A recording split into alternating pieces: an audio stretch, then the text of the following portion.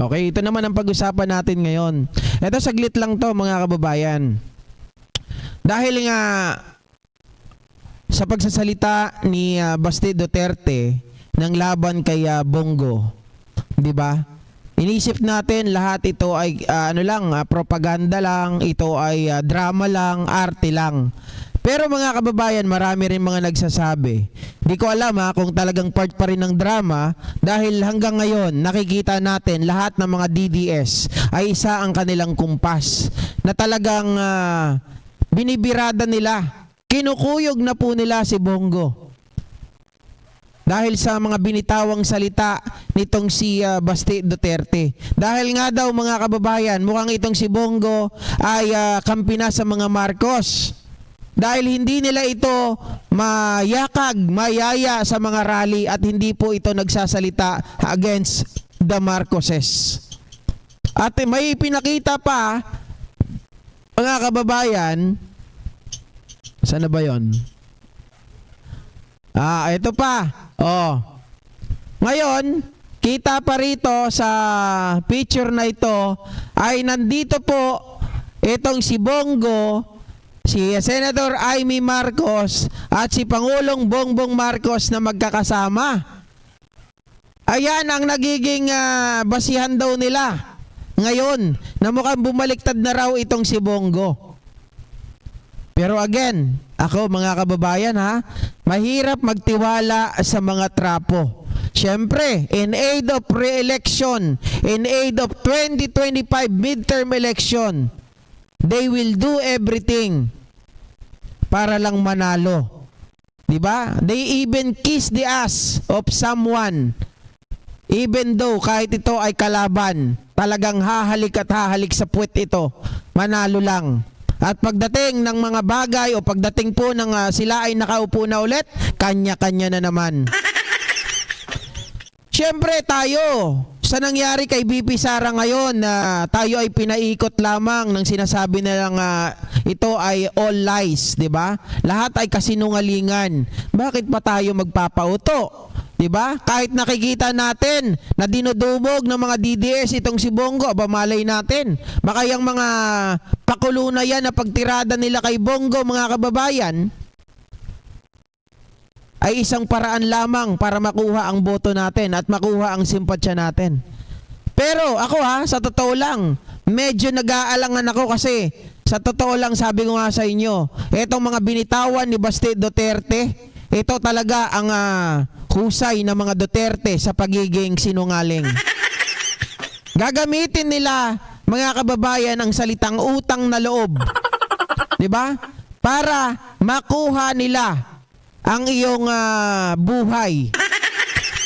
Hindi man buhay, pero makuha po nila ang iyong serbisyo.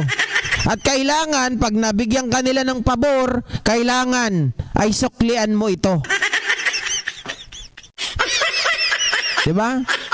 Pero again, mga kababayan, tayo po ay mag-isip na baka mamaya may isang Sara Duterte na naman na sumulpot sa pamamagitan ni Bongo. Na baka mamaya maniwala tayo kagaya ng ginawa ni Amy Marcos na kinaladkad ang pangalan ni Rodrigo Roa Duterte Manyakol noong 2016 at tayo ay nagpauto.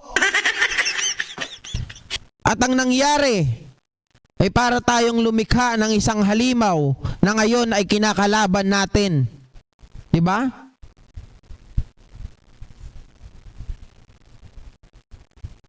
Sabi ni Matimias, sana si Ma'am Leni ang ilagay sa DepEd, may malasakit at walang bahid ng korupsyon. Well, kung si Leni, hindi rin ako papayag. Okay na mga kababayan, si Leni tumulong nang walang pwesto sa gobyerno. Pero kung siya talagang ilalagay, meron ba tayong magagawa? Di ba? Pero sana naman, yung nakakatulong talaga sa bansang Pilipinas, makakatulong doon sa mga estudyante natin. Di ba? Again, going back, dito kay Bongo, mga kababayan, lahat ng mga DDS vloggers makikita ninyo, ang kanilang mga content ay talagang dumog. Dahil sinasabi nila, walang utang na loob itong si Bongo. Diba? Itong si Bongo walang pakisama. Itong si Bongo, sinira ang tiwala ng mga Duterte dahil ngayon ay kumakampi na sa kabilang bakod.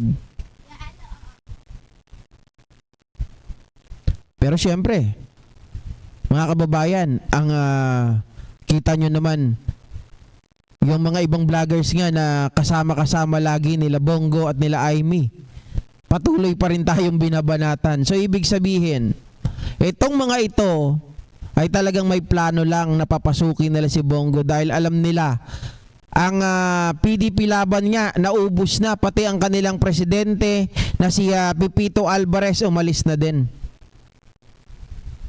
Wala nang nagtitiwala sa kanila. So kailangan nilang kumapit sa malakas. Kailangan nilang kumapit doon sa mga tao na magpapanalo sa kanila. 'Di ba? Sabi ni Ma'am Sally Rivera, si Sara din pala ang mangga at sumasawsaw sa bagoong. Yung sarili pala niya ang sinasabihan niya na manggagamit. Exactly. 'Di ba? Ginamit niya talaga ang unity team. Dahil coalition lang, sinabi niyang ganon. Diba? Ma'am Sally Rivera, tama ka Sir JNK, baka taktika lang nila yan pero nag-uusap-usap sila Bongo ang rally. Kaya nga po mga kababayan, diba? Magulo talaga ang politika, kaya kahit kami mga vlogger, talagang masyado po kaming nag-iingat din mga kababayan. Kasi yung mga yan, mamaya kakampi mo, kinakampihan mo, pero pagdating ng panahon, diba kalaban mo na. So kailangan din natin mag-iingat. Hindi pwedeng talagang aano ka sa kanila. Hindi tayo dapat maging loyal sa mga politiko. Dapat tayo ay maging loyal sa bansa natin.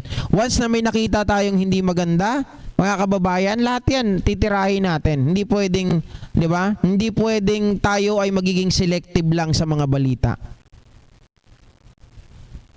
Sabi ni Mama Allen Arsenas, kailangan sa DepEd yung may alam, kawawa ang mga kabataang Pilipino. Eksakto, mga kababayan. At saka sa dapat yung may alam, may karanasan bilang teacher, alam din niya dapat, mga kababayan, bumababa lagi sa ground at inaalam kung yung mga pangangailangan ng mga bata.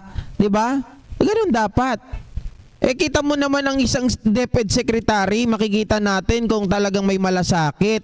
Despite the fact, nakalaban mo sana si, sino to mga kababayan? Yung sa Makabayan Black? Kalimutan ko na, si Franz Castro. Diba isa siya sa mga author ng, yung binigay na, na bagong batas ni Bong Revilla na pinirmahan ni Pangulong Bongbong Marcos. Diba? Yung kaagapay ba sa pag-aaral? O kaagapay sa pag-aaral? Parang ganon. Nakalimutan ko na yung eksakto. Dapat mga kababayan, kung ikaw ay may malasakit sa taong bayan sa mga estudyante, kahit na kayo ay may tampuhan, kahit galit ka sa tao na yan, dapat umattend ka. Kasi isang mahalagang kasaysayan yan na naaprubahan yun para sa mga teachers. Pero inuna mo yung pride mo. Diba? Yun ay pagpapakita ng isang leader na wala talagang pagmamahal sa kanyang mga tao. Pagmamahal doon sa mga estudyante. Diba? Napunta lang siya dyan just because of, in aid of 2028, sabi nga ni Congressman Chua. Diba? Sabi ni Infinite Streams, trapo si Bongo. As usual, butterflies uso naman. DS 2025 and 2028 election. This uso na naman this 2025 and 2028 election, 'di ba? Sabi ni Doc Ami, no to Lenny, pwede pa si Prof Clarita Carlos. Kaya lang ganito. Nandito pala si Laitera. Shoutout sa iyo Laitera ha, mga kababayan. Yan isa rin sa mga kasama natin sa Laitera, no. Hindi ko alam kung magba-vlog na rin si Laitera. Paki-subscribe nyo rin mga kababayan. Pero di ko alam kung kailan yan mag-i-start. Ito si Prof Clarita Carlos. Alam ko sa Congress siya. Ang ginagawa niya doon, sa pagkakalam ko, hindi ko masyadong sure. Pero siya yung nagsasala ata nung mga batas na naduduplicate. 'Di ba? Para hindi po nagiging redundant mga kababayan. Yun, shoutout po mga karuns. Classmate. Sabi ni Ma'am Peli Perez, wag si Lenny, di bagay, sorry, dapat yung may experience. Correct, mga kababayan. Pwede naman si Prof. Clarita Carlos. It so happen na talagang effective siya doon sa ginagawa niya rin doon sa Congress. Nasasala niya yung mga batas na ipinapasa doon kasi yung iba nagiging redundant. Mga kababayan, kumbaga, waste of money, waste of time, waste of resources.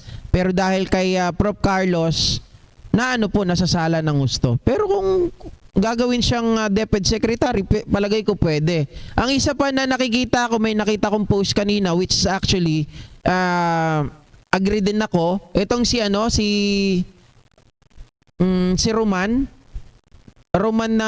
Geraldine Roman ng Bataan. Palagay ko mga kababayan kasi nakita ko rin to kung paano magsalita.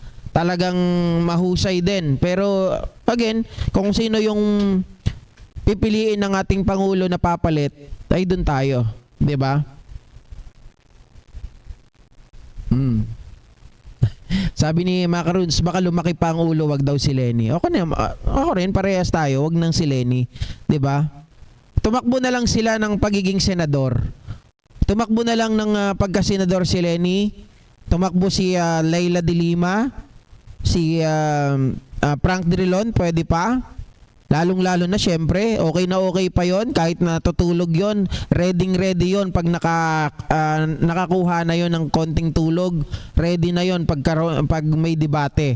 At itong si Antonio Trillanes Deport, pwede rin sa akin yan mga kababayan, kaya lang hindi ko alam kung ano tatakbuhan sa sa Caloocan Hindi natin sigurado. 'Di ba? Okay, so mga kababayan, ako po ay magpapaalam na at maraming salamat po muli sa inyo. Salamat sa pag-antabay, salamat sa pagtutok, at salamat sa lahat ng mga nag-like. At although naging medyo na yung latter part ng ating video, sana po may natutunan pa rin tayo. At kita po tayo sa mga susunod na araw o sa susunod na ating mga vlog. Maraming salamat po muli at mag-ingat tayo. God bless sa ating lahat. Bye-bye.